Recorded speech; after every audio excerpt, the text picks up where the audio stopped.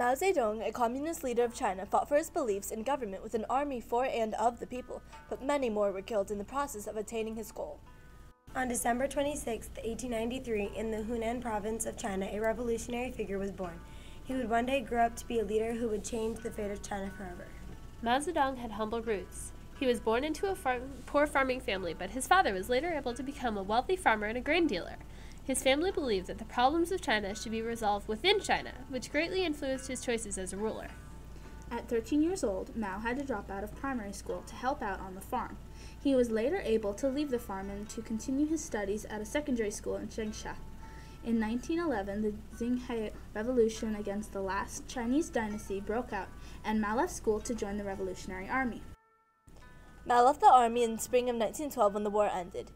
He later graduated from the First Provincial Normal School of Hunan in 1918. He used his skills learned in school to inflame the angry feelings the poor peasants had against the government to cause a rebellion. He commanded an army made up of civilians which grew in strength as they took over the Xinjiang Mountains. They were known as the Red Army of China, taking the name from the earlier Russian Revolution. Mao and his communist followers began a war against the nationalists, who were led by Jiang Jiechi. As the U.S. helped the nationalists, the Russians helped Mao in what was then called the Communist Republic of China. After a war with Japan, Mao gradually gained control of the country and began the People's Republic of China. But he still faced opposition from Jiang, whose army was stronger than Mao's. The two fought, and the Red Army retreated on the Long March, a 6,000-mile march north to safety. Later, Mao conducted the Autumn Harvest Uprising, which consisted of many fierce battles with Jiang. These fights ended with Mao creating the Soviet Republic of China, or the SRC, in Jiangxi, with himself voted as his chairman. Marxism and Russian communism affected Mao's political views.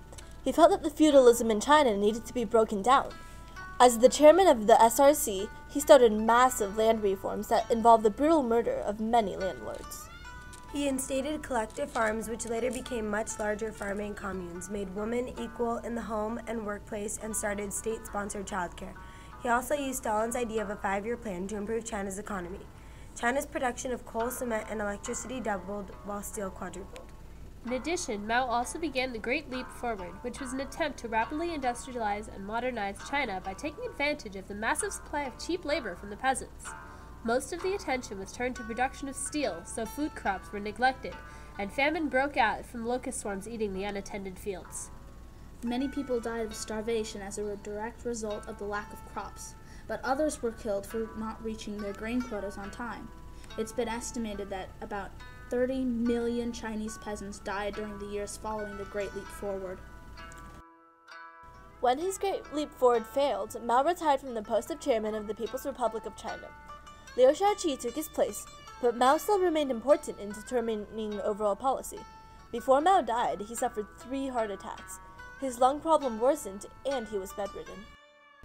He was in the hospital from September 2, 1976, until he died a week later.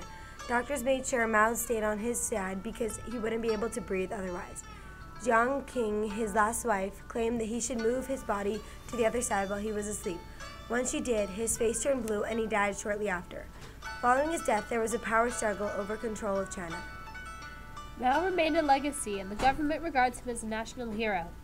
Though he is hailed as such, it should not be forgotten that during his rise to power, he committed what is considered genocide by many, as well as the torture of thousands of innocent people. He did, however, bring a new government to China that still exists today, with improvements made by the reformers who took over.